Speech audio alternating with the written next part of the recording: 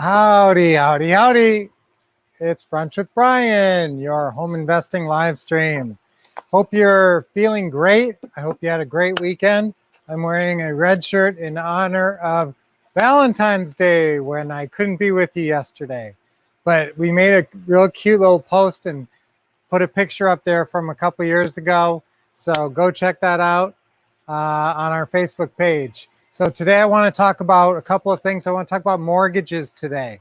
I want to give you guys some updates on mortgages and kind of fill you in a little bit. Now, I don't know if you know this, but I used to run a mortgage office. I worked for a couple of different mortgage companies, one of which was AmeriQuest, where I was a manager of an office, where I had a lot of really good experience and experience that actually ended up playing into me being a real estate trainer, and especially with the pretty house business, because financing is how people buy houses. Now, most people can't even buy a car without financing. Some people can go in and write a check for a car. That's a great day when we've done that a few times now, where we just walked in and wrote a check for a brand new Mercedes. So, but most people have to finance a house, and so the financing is crucial. Financing on a house is called a mortgage, and there's a lot of different kinds of mortgages. Right now, if there is a property that you are looking to refinance, or now we tend to not like you doing a lot of bank financing because your credit is at risk, obviously, and anytime you can get OPM, other people's money, that's the best. So if you're working with bank money and you're getting seller financing on a property, that's really the bank's money, but it's in the seller's name. So you're getting financing that way. So right now the rates are real good. I don't like to talk about a lot of topical things on Brunch with Brian, because I want you to be able to go back and watch certain topics. So I don't like to talk too much about topical stuff, but I will say that YouTube was formed today in 2005. So use YouTube. Okay, here's our affirmation for today. I will get the word out about me as an investor. Oh, that's too long. I will get the word out. That's it.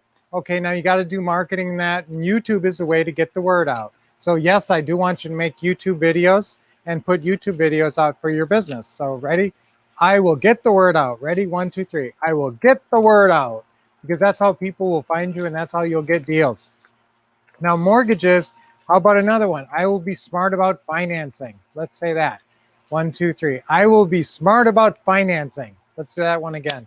I will be smart about financing. Okay, that's good. And now being smart about financing is understanding mortgages. Now, if you have people who are in a position to possibly cash you out, you make the decisions on your business, right? But and sometimes it's hard. Sometimes you have the opportunity to either cash out or even sell a house to a cash out buyer. And you have to look at a lot of different factors. You have to look at, how many years do I have? What's my monthly spread on this house? If you've got a $500 a month positive cash flow and 10 years from a seller, if somebody comes in and offers you cash, I don't care, almost, unless they're like 50,000 over asking, I probably wouldn't sell it to them for cash, because the money is in the long term. The money's in the long play. Now, there is one difference on that. If you can take the money, if you can cash out of something, take the money and do a 1031 exchange. I don't talk about this nearly often enough, but you can actually conduct your real estate investing, especially your creative financing business. You're going to pay taxes on your rehabs, your wholesales. That's profit you have to declare that year that you make it. With pretty houses, you're going to make a lot of profit with many different income sources, but at the end, you can actually roll all that forward into more properties. You can actually turn one property into 3 properties. Now I'm teaching about the 1031. I don't want to get distracted off of that. I want to tell you that sometimes it's not the worst thing to cash out. And right now, especially if you can do a 1031 exchange, now would be a good time to cash out. A couple of reasons for that. The market's hot. Property values are high. Now, that's not universal in all parts of the country. There are some areas of the country that are considered undervalued, like Michigan. And then there are some areas of the country, a lot of areas of the country, that are actually sometimes, some people consider them to be overvalued. And that would be California, Arizona, some areas like that. Actually, Arizona is not even near the very top. Dallas, Fort Worth area is like 20 to 24%. So there's some areas, I'll talk about that on another Brunch with Brian, but some areas are if you're in a major populated area, what's going on now is there's a supply and demand issue. And there's a lot of sellers who are kind of waiting out COVID to put their property on the market and move. They don't want to move right in the middle of COVID. So they're waiting. So there's in some areas, there's a lack of supply. And so your demand is high, so the prices are high, and the mortgage rates are low. So right now would be a good time to sell if you've been waiting and you've been wondering, well, when should I cash out of this house? If you got somebody ready to cash out, especially if you're using a 1031, this would not be a bad time. Now, the rates were the lowest historically low just before New Year's. They were down like 2.5, depending on what you were looking at. And so that's some crazy rates on a 30-year fixed of 2.5. Right now, they're closer to 2.75 in most places. But here's a tip on mortgages. I really want you to shop around on this. Now, some lenders, now we have a lender who's real good with flexibility. And sometimes you need flexibility. You need someone who's flexible enough to say, someone's renting out another property and here's the lease agreement. And they say, okay, looks good. I will take 75% out of their debt ratio. So you need some mortgage people who are flexible, but they may not have the best rates. So you may want to be what they call double or triple apping. So if you are cashing out, or if you're looking to buy a house, or if you're doing anything yourself, or anybody you know, and you want them to get a good deal, make sure they do check out several places. Don't go with the first place. Check different rates. There's actually studies made where the difference between national lenders, we're talking about the highest rate and lowest rate, can be as much as what they call 75 basis points. If you're not familiar with that, it just means 0.75%. So, 3/4 of 1%. So that means if you were getting a 3% mortgage at one place, you might be paying 3.75% in another place. So I want you guys to be careful with mortgages and be smart with financing, like we said. And a lot of other factors will play into this too. Keep your score high, because that actually, if you're going to be using your credit, we don't want you to use your credit. So you're tending to not use your own credit. But, all these things play a factor.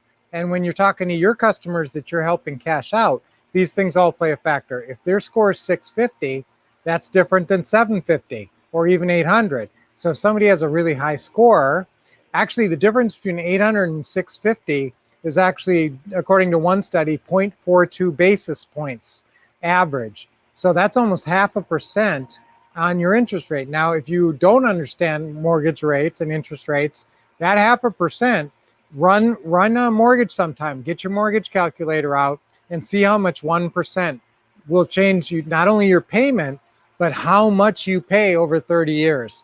It's pretty crazy. So, I want you to be very sensitive to rates and really question the rate. And if you're ever doing a mortgage, or if you've got people doing mortgages, have a couple of different mortgage companies on your dream team, one that's great for rates and one that maybe is more flexible for qualifying purposes. So that's my rundown on mortgages today. I didn't need my notes. I've been in the mortgage business a long time, and I want you to be smart about it too. If you have any questions, you can always get a hold of us. And guys, if you ever have any kind of a rando question, just email us at support@thewolffcouple.com and I will personally answer it, especially if it's some complicated question about mortgages or something.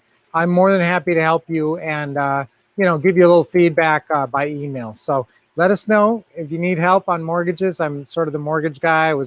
I've managed mortgage offices and been a top #1 mortgage producer in a national company and everything. So I understand how to get financing on houses. And now, especially since I've gotten into the creative financing, I don't want to brag, but I don't know, I really understand the ins and outs of this. Should never compare, but I really get this stuff. So let me know if you need some help on this. We're always here for you. We're the Wolff couple, and now you're smart on mortgages. I am smart on mortgages. 1, 2, 3. I am smart on mortgages. All right, great. All right, have a great day today, guys. Monday. We'll be back with Teaching Tuesday tomorrow, and I'm here with Brunch with Brian all week, as always. And I love seeing you here and helping you guys understand your business. We're buying 2 houses this week, and so maybe we'll give you some updates on that as well. Okay, so until we see you next time, keep expecting success, getting awesome training. Are they getting awesome training, Saturn? And taking action. Yes.